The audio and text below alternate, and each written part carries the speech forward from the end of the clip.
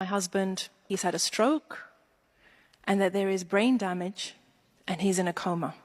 And they don't know how long he'll be in the coma or what his state will be if he wakes up. You know, there's an interesting thing that people do when somebody is in a coma. They come and they tell you miraculous stories. So one day, a sister comes with a story for me. And this was a story that did give me comfort.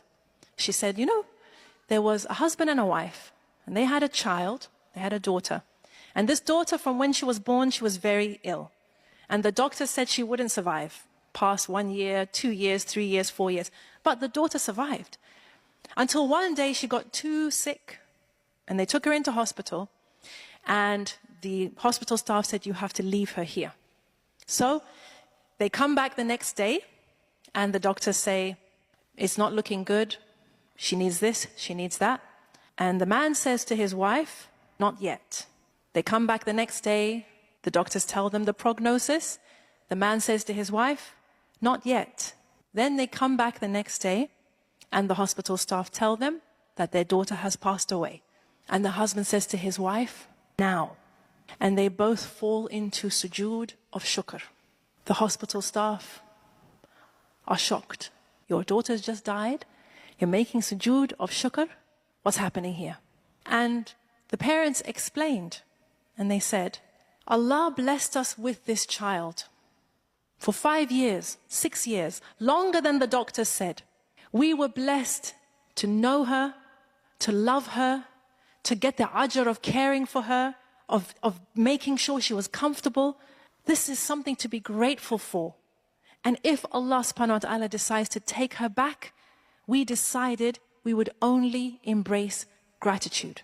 We would truly embody Alhamdulillah ala kulli hal. So, when after 2 weeks, I got the phone call and the doctor said that we tried to revive him, but your husband is no more. Your husband has returned to Allah. I said, Inna lillahi wa inna ilayhi raji'un. Thank you.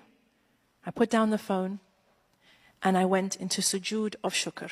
Because of the 17 years, because of the 5 children, because of the love and the memories and the solace and the garment that I was blessed with for 17 years was on loan to me.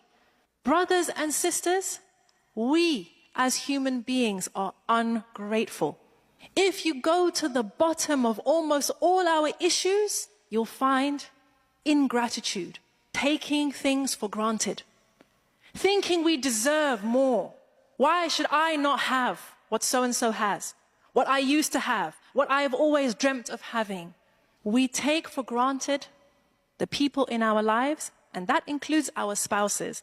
And to be honest, my hunch is that we take for granted our spouse more than everybody else. Who agrees with that? I think our children, mashallah, we're so grateful for them.